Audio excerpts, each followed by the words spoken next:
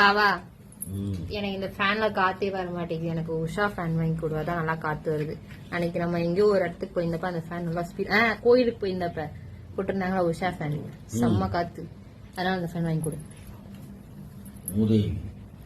அது செம்ம காத்து. எங்க திருச்செந்தூர்ல சொல்றியா? நம்ம குலதெய்வம் கோயிலுக்கு போயிருந்தப்போ. குலதெய்வம் கோயில் வாங்கி கொடு எனக்கு உஷா ஃபேன். அவங்க அம்மா ஃபேன் வாங்கி தட்டா?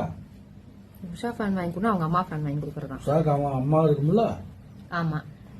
இது சபீனா பவுடர் பாத்திரங்களுக்கு வாங்கிட்டு வானா சபீனான்னு எனக்கு ஒரு பிள்ளை தெரியும்ன்றது.